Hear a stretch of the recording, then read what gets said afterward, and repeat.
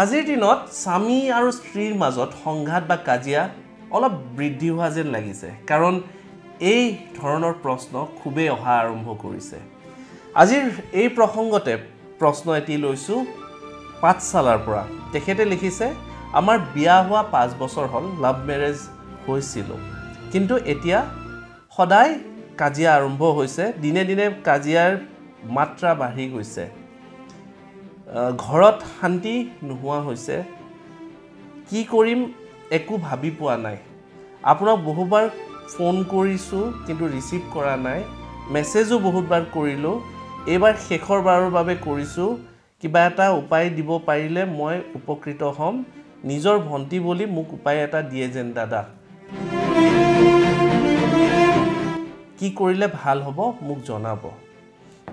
প্ৰথমতে জনাব বিচাৰিছো যে আমাৰ তাতে অজস্ৰ মেছেজ আহি থাকে হে প্ৰত্যেকটো মেছেজৰ আমি ৰিপ্লাই দিয়াটো সম্ভৱ নহয় আমি সেই জাতীয়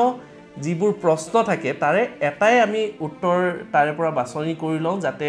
তেওঁলোকৰ দৰে যিবোৰ উত্তৰ আছে যাতে সকলোৱে পাই যায় এতিয়া আহিছো মূল বিষয়টোলে স্বামী স্ত্ৰীৰ মাজত যি সংঘাত এই সংঘাত আতৰাবলে প্ৰথমতে ডাঙৰ কামটো কৰিব লাগিব আপোনালোকে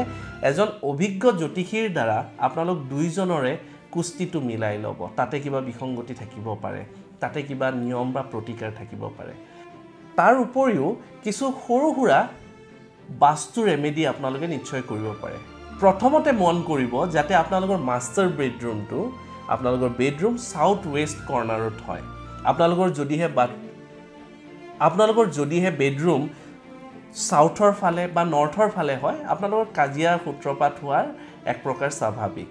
তাৰ উপৰিও আপোনালোকে বেডৰুমত ৰ'জ কোৱাচ নাইবা পিংক ক্ৰিষ্টেল নেচাৰেল ক্ৰিষ্টেল হলে ভাল হেবোৰ ক্ৰিষ্টেল বা টাম্বলছ আকাৰত আপোনালোকে নিশ্চয় ৰাখিব পাৰে ৰোমান্টিক ফটো ৰাখিবলৈ একেবাৰে নাপাহৰিব লাভ বাৰ্ডছৰ ফটো বা ষ্টেচু বা যিবোৰ শোপিস থাকে আপোনালোকে নিশ্চয় ৰাখিব পাৰে আৰু হাজবেণ্ড ওয়াইফৰ এটা ৰোমান্টিক ফটো এখন বেডৰুমত হোৱাটো বাধ্যতামূলক এক প্ৰকাৰ ই এটা ভাল পৰিৱেশ সৃষ্টি কৰাত খুব উপকাৰী হয় হেহে এইবোৰ কাম আপোনালোকে নিশ্চয় কৰক আৰু লাহে লাহে আপোনালোকৰ মাজত এই সংঘাতবোৰ কাজিয়াবোৰ আতৰি অহাৰ এক প্ৰকাৰ আৰম্ভ হ'ব আৰু আপোনালোকে শান্তিৰে সুখেৰে আপোনালোকৰ পৰিয়ালটিৰ লগত থাকিব পাৰিব বুলি মই আশা কৰিলো যদি আপোনালোকেও এনে কিবা সমস্যাৰে ভুগি আছে আমাৰ নম্বৰত আপোনালোকে WhatsApp কৰিব পাৰে আমি উত্তৰ দিবলৈ চেষ্টা কৰিম নমস্কাৰ